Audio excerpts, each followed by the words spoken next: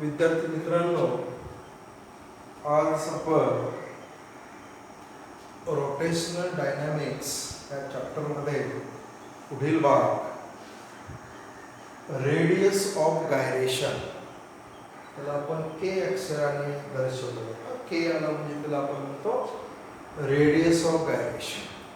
च्या अगोदरच्या तासाला आपण एक कन्सेप्ट पडला आहे, moment of inertia. And moment of इनर्शियाचे आपण दोन इक्वेशन बघितले, I is equal to M R square किंवा I is equal to integration R square D M किंवा R square delta M. Radius of gyration, suppose we consider a rigid body having particular shape, and this rigid body rotate about axis of rotation. This is the axis of rotation in anti-clockwise direction, or is rotate about its axis of rotation with constant angular velocity, and this is the distance. Suppose the particle is situated at point P, then OP is the radius, because this is the circular track, acts as a ring. समजा एखादी ring असेल आणि ती axis भोवती फिरत असेल, एखादं चाक असेल ते असं सेंटर भोवती फिरत असेल, तो कन्सेप्ट.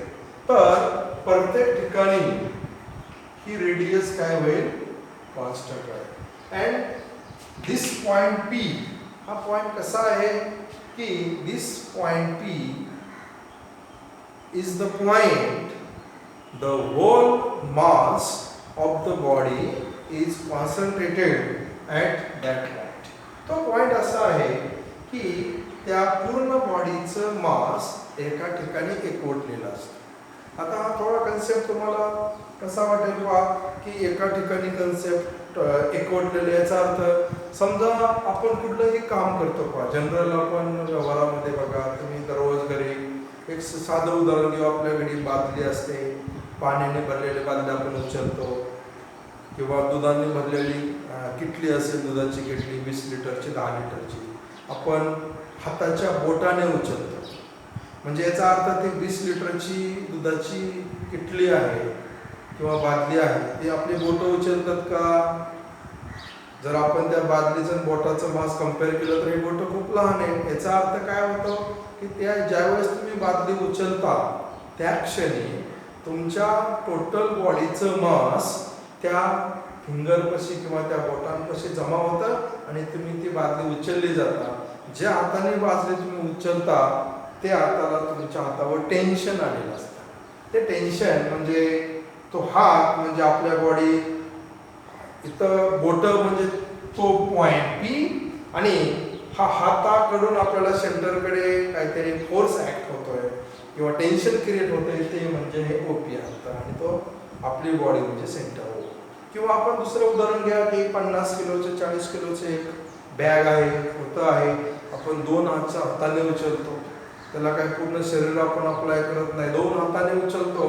याचा अर्थ तेवढं वजन किंवा मास उचलण्यासाठी आपल्या पूर्ण बॉडीचं मास आपल्या 2 हातांच्या बोटापाशी एकवटलेलं असतं.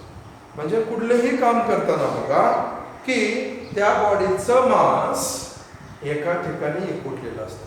म्हणजे आपण समजा आपण दरवाजा उघडायचा आहे किंवा दरवाजा बंद करायचा आहे, मग आपण दरवाजाच्या एका ठिकाणी हात लावतो, पण त्याचा इफेक्ट पूर्ण दरवाजावर बसतो.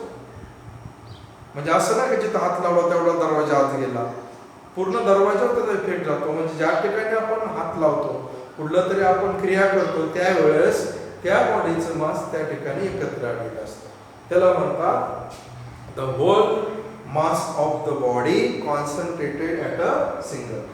म्हणजे आपण जे ह्याच्यामध्ये विचार केलाय की बॉडी रोटेट होते, आणि हा पी पॉइंट असा आहे की त्या ठिकाणी पूर्ण बॉडीचं मास एकत्र आले असा पॉइंट आणि त्याचं अंतर कुणापासून हे ऍक्सिस ऑफ रोटेशन पासून then that distance is called K. त्याला आर ना म्हणतात. आर तर म्हणतात कारण की रेडियस आहे, पण जर तो पॉइंट हा त्या ठिकाणी सर्व मास एकत्र आले असेल त्या बॉडीचं तर त्याला असं के असं म्हणतात. And therefore we using the definition of moment of inertia, that is m r square, or I is equal to, instead of r we can write k, that is I is equal to mk square, or k square is equal to I upon m, or k is equal to under root I upon m. This is the mathematical formula of radius of gyration. K is equal to under root I upon m, where I means moment of inertia and m means mass of body. Moment of inertia चा unit टाका kg metre square आणि मास kg टाकलं तर आपल्याला metre square शिल्लक राहील. त्याचा वर्ग काढला तर आपण मीटर राहील, म्हणजे SI unit is meter and dimension is L1, M0, P0. This is the SI unit of radius of gyration. Meter is the SI unit of radius of gyration and dimension is L1, M0, T0. मग याच्यामध्ये प्रश्न कसा विचारला जातो? Define radius of gyration and obtain its SI unit and dimension. एका मार्कासाठी. दुसरा कसा प्रश्न विचारला जातो? Define radius of gyration and write down its physical significance. Now define करो अपन radius of gyration. The radius of gyration is defined as it is a distance between axis of rotation and that point the whole mass of the body concentrated at that point. This is called the radius of gyration. Radius of gyration हे अंतर आहे कोणामधलं axis of rotation आणि त्या बॉडीचं मास एका ठिकाणी एकत्र आलं असा पॉइंट, त्या दोघांच्या मध्ये अंतराला radius of gyration असं म्हणायचं. Then the physical significance काय आहे त्याचे? Physical significance of radius of gyration. The first physical significance, the radius of gyration depends on mass and distribution of mass. The radius of gyration is depends upon mass of body and distribution of mass from the axis of rotation. जर axis of rotation पासून distribution जास्त असेल तर k ची किंमत नक्कीच जास्त असणार आहे, कमी असेल तर k ची किंमत कमी होईल. म्हणजे ह्या this is the first physical significance. Second, the radius of gyration depends on position of axis of rotation. Axis of rotation ची पोझिशन कुठे आहे? बॉडीच्या सेंटरला आहे किंवा हीच बॉडी असेल तर आपण ऍक्सिस ऑफ रोटेशन असा येऊ शकेल. ऍक्सिस ऑफ रोटेशन ची पोझिशन बॉडीच्या एका टोकाला आहे का बॉडीच्या सेंटर मधून आहे, त्याच्यानुसार सुद्धा आपण axis of value of K changes. म्हणजे this is the physical significance of radius of gyration. First, the radius of gyration depends upon mass or distribution of mass or moment of inertia. किंवा हे लक्षात ठेवलं तरी चालेल, moment of inertia. The radius of gyration depends upon moment of inertia. And number 2, the radius of gyration depends upon position of axis of rotation. आता आपण जो पुढला टॉपिक घेणार आहोत 3 मार्काला, हा बराच वेळा रिपीट झालेला प्रश्न आहे आणि सोपा आहे 3 मार्कासाठी. की आपण एनालॉजी पाहिली की लिनियर मोशन मध्ये आपण डिस्प्लेसमेंटला यस असं म्हणतो, ते जर सर्क्युलर मोशन असेल तर आपण अँग्युलर डिस्प्लेसमेंट म्हणतो, थीटा किंवा डी थीटा. तसंच आपल्याला त्याच प्रकारे kinetic energy in rotational motion, rotational motion मध्ये कायनेटिक एनर्जीची किंमत किती असते ती आपल्याला करायची. कायनेटिक एनर्जी लिनियर मोशन मध्ये आपल्याला माहिती आहे किती असते. Kinetic energy is equal to 1/2 m². This is the kinetic energy in linear motion. म्हणजे बॉडी सरळ रेषेत तिची डिस्प्लेसमेंट झाली असेल तर कायनेटिक एनर्जीचा फॉर्म्युला असतो 1/2 m². m म्हणजे त्या बॉडीचं मास आणि v म्हणजे वेलोसिटी. आणि जर तेच रोटेशनल मोशन असेल तर कायनेटिक एनर्जी किती असते ती आपल्याला करायची. Then we consider rigid body. We consider rigid body of any shape. एक रिजिड बॉडी विचारात घ्या. एखादा दगड की त्याला आकार नसतो पण तो रिजिड आहे, भरीव असतो. We consider rigid body and suppose this is the axis of rotation, position of axis of rotation, and this body is rotate about this axis of rotation with constant angular velocity omega. एक rigid body आहे त्याला आपण म्हणूया axis of rotation. म्हणजे जे axis भोवती body फिरणार आहे, रोटेट होणार आहे, त्याला म्हणायचे ॲक्सिस ऑफ रोटेशन. आपण बॉडीच्या सेंटर मधून घेतलेला आहे. and this body is rotate about this axis of rotation with constant angular velocity omega. And we consider this body is made up of large number of particles. Suppose this is the center, this is the first particle, second particle, third particle, and suppose last particle. This body made up of n number of particles, n number of particles having masses m1, m2 up to so on mn. ही जी total body आहे ही अनेक पार्टिकलने बनली, n number of पार्टिकलने बनलेली आणि प्रत्येक पार्टिकलचं मास वेगळे. पहिल्या पार्टिकलचं मास m1, दुसऱ्याचं m2 आणि सो ऑन शेवटच्या पार्टिकलचं मास m1 असेल. मग फिगर मध्ये आपण कन्सिडर करू याचं मास m1, याचं मास m2, याचं मास m3 आणि शेवटचा पार्टिकल सो ऑन याचं मास mn असेल. And this particle situated at a distance r1, r2 up to rn from axis of rotation or center of axis of rotation.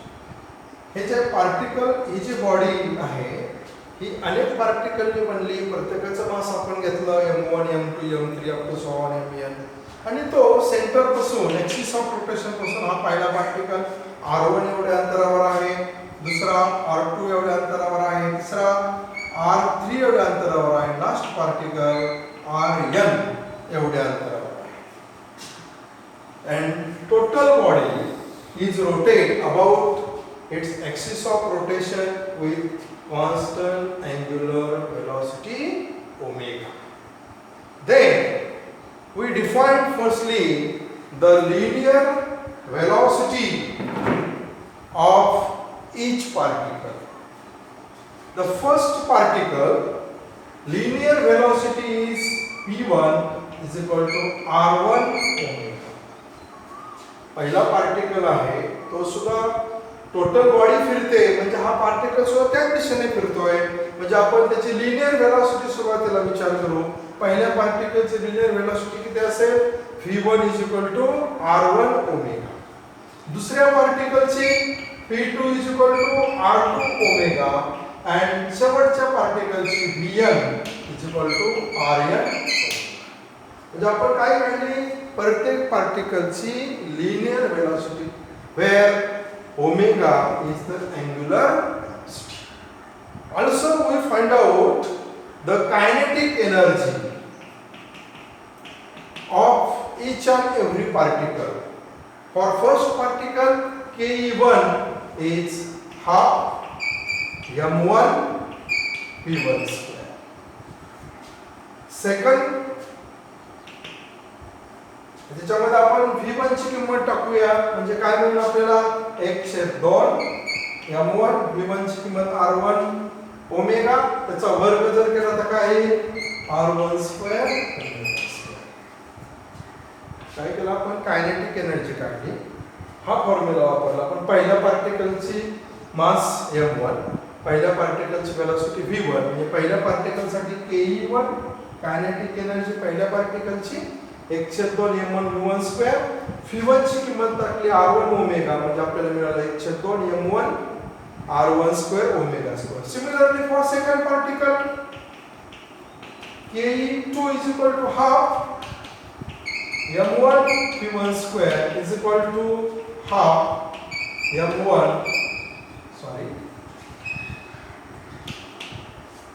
1 half m2 v2 square 1 half for second particle 1 half m2 r2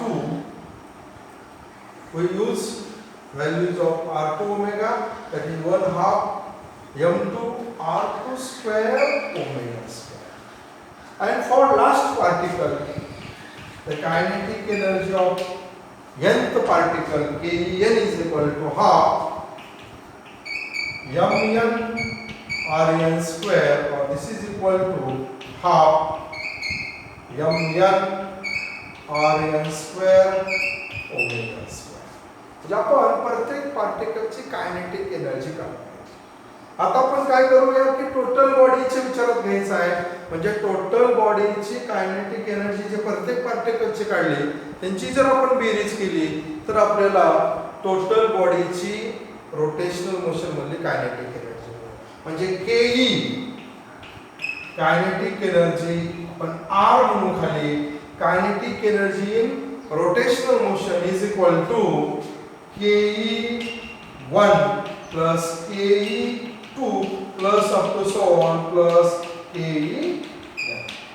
Therefore kinetic energy in rotational motion is equal to पहिली किंमत टाकू आपण 1/2 m1 r1 square omega square plus half m2 r2 square omega square plus up to so on plus half mn Rn square omega square. जर आपण सिंप्लिफाय केलं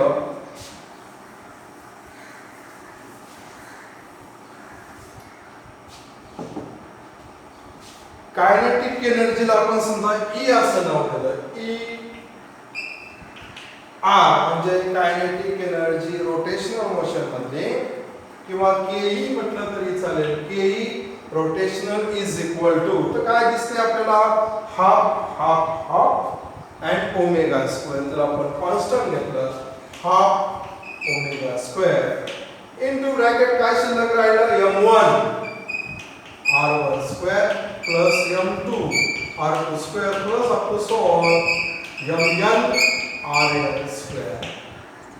Kinetic energy in rotational motion is equal to omega square upon 2 into bracket m1 r1 square plus m2 r2 square म्हणजे आपण काय लिहू शकतो summation I varies from 1 to n mi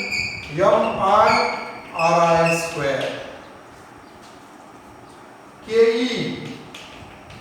rotational is equal to omega square upon 2 into this is nothing but the definition of moment of inertia that is I. Therefore kinetic energy in rotational motion is equal to 1/2 I omega square.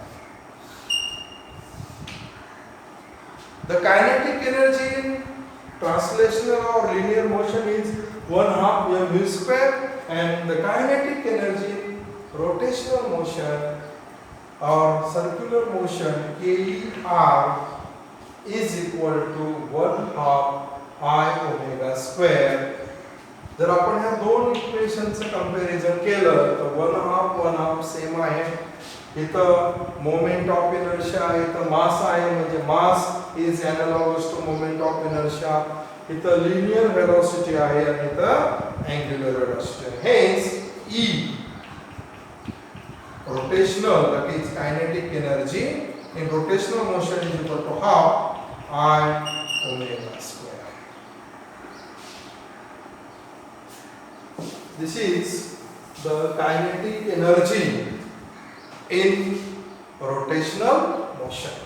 Now कधी-कधी बघा आपल्याला याच्यामध्ये आणखी एक गोष्ट विचारली जाते की prove that the kinetic energy in rotational motion is directly proportional to square of frequency.